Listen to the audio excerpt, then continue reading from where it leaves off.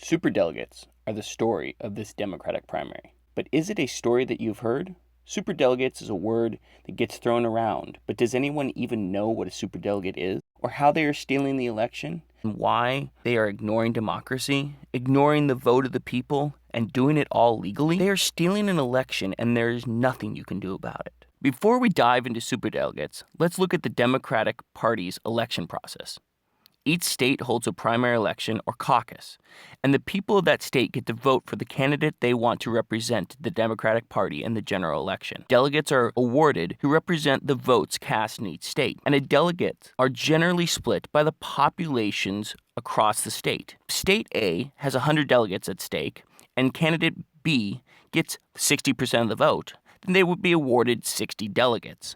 The remaining 40 delegates will go to the candidate with 40% of the vote. You get more votes, you get more delegates. It is the most democratic way to award delegates. Bravo, Democrats! Then what the hell is a superdelegate, and why are they called super? They are super delegates because they have the freedom to do anything they want, supporting either candidate, just because they feel like it. By definition, they are an unelected delegate who is free to support any candidate for the presidential nomination of the party's national convention. Yes, they really are super. They can vote for any candidate they want and have the ability to ignore the will of the people. A normal delegate represents about 10,000 voters, so they hold the same power. Superdelegates represent 10,000 imaginary voters in their head, except these voters don't exist. They're completely made up, kind of like the 10,000 imaginary friends I told myself I had in high school, or the 10,000 imaginary subscribers I have on this channel. Oh God, subscribe please. By the way, superdelegates are only a Democratic Party thing. The Republicans don't have superdelegates.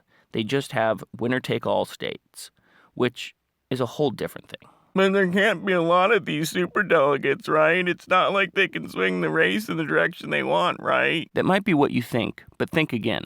The superdelegates make up 30% of the total number of delegates needed to win the nomination. That means that 30% of the delegates needed to win the race are free to support any candidate, ignoring all the rules because that is the rules for them. So if all the superdelegates sided behind one candidate, ignored the other candidate, that would be a massive advantage. One might even call it a little unbalanced. That is like Usain Bolt starting the 100-yard dash 30 yards closer to the finish line. That's not too big of an advantage, is it? He isn't guaranteed to win with a 30% head start, would he be? And the gold goes to Usain Bolt.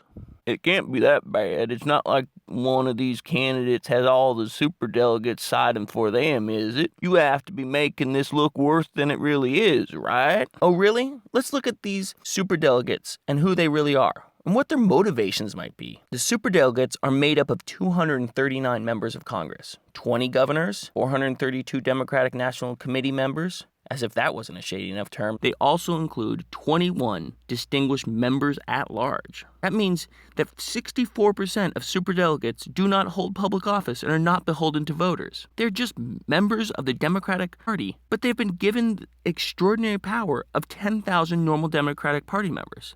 They don't even have to be accountable to anyone because, remember, they are super. Let's dig deeper and see if any of the members of the superdelegates are perhaps beholden to one candidate more than the other. Do these superdelegates favor Bernie Sanders or Hillary Clinton? VOX released the names of every single superdelegate. The link is below. But let's just take the first three names on the list right off the top. Number 1, Al Gore, the former vice president under Bill Clinton. Yep, the guy is friends with Bill Clinton and Hillary Clinton. But I'm sure the next one will even this out, right? Next up on the list, President Barack Obama. I mean, the man who made Hillary Clinton Secretary of State and all but endorsed her recently on national TV. Yeah, I'm sure the next guy on the list will be impartial and not already in bed with Hillary Clinton, right? That next person on the list, former President Bill Clinton. Yep, Hillary Clinton's husband. He has literally slept with Hillary Clinton at least once. Wow, this really seems like Bernie might be in trouble. Check out the list for yourself and comment below.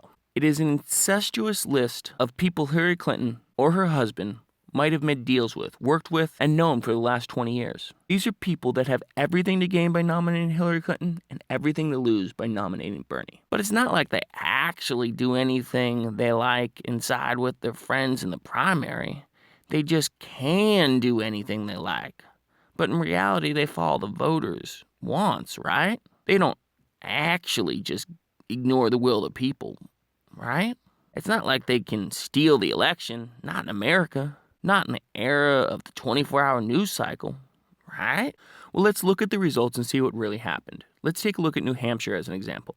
When Bernie Sanders won New Hampshire by 60% of the vote, Bernie got awarded 60% of the delegates. Hillary got 38% of the vote, so she was awarded 38% of the delegates. Leaving New Hampshire, Bernie walked away with 15 delegates, while Hillary got 9, as it should be, democratically. But wait, there's more to the story. There are those pesky superdelegates. Superdelegates can do whatever the hell they want. I do what I want. And in this case, they ignored the democratic process completely. Looking at the New Hampshire delegates again, including superdelegates, changes the picture completely. In New Hampshire, Bernie Sanders won by 22 points. 22 points! But walked away with almost the same number of delegates as Hillary. Bernie got 15 delegates, and Hillary got 14 delegates. Wait, what? The superdelegates really did ignore the will of the people and did whatever the hell they wanted. They ignored the democratic process and chose to side with their friend, the person they're truly beholden to, Clinton. This, my friends, is how you steal an election, legally. Let's look at the snapshot of this race. Let's look at where the race was on February 21st, 2016. Hillary and Bernie were tied in normal delegate counts. Each of them had 51 delegates. They were tied, a dead heat, 51 to 51, exactly even. Oh, but I forgot about those pesky non-democratic Hillary loyalists with the power of 10,000 men, called SuperDelegates. Throw them into the picture, and Hillary had 502 delegates to poor Bernie's pathetic 142 delegates. It goes from a tied race to a 360 delegate lead for Hillary Clinton. Hillary's lead was 7 times larger than her actual delegate count. But the media didn't care. The story they depicted was that Hillary was the front runner. Hillary was the inevitable nominee. Even 538 and Nate Silver said Hillary had a 99% chance to win the nomination. With an automatic 30% lead, of course she has 99% chance to win. See, the superdelegates help ensure the news storyline that Hillary is unstoppable. CNN, Fox News, MSNBC, CBS, ABC, all of them talk about the momentum Hillary has, her unstoppable campaign and her inevitable win. And the more they report her to be the winner, her soon-to-be winner, the more the actual votes swing her way.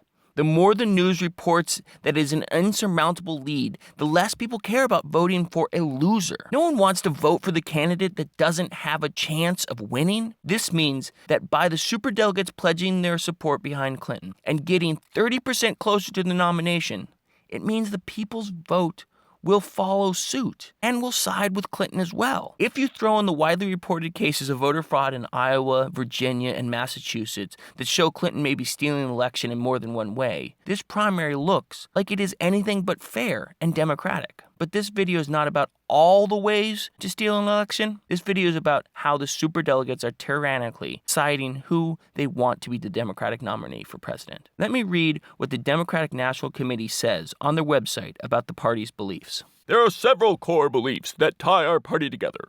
Democrats believe that we're greater together than we are on our own. That is, a country succeeds when everyone gets a fair shot.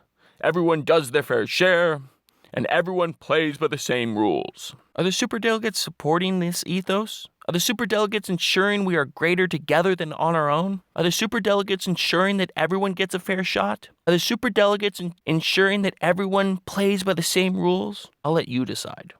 Thanks for watching my first video and putting up with this crappy animation, the bad audio, and even worse prose. But if you want to see more videos from me observably observed, please subscribe. Also, I should mention that the superdelegates can change their mind and switch over to Bernie Sanders at any time during this race. Do I think it's likely? Not a chance. But if you are a Democrat and you don't want to see the superdelegates steal the election, vote.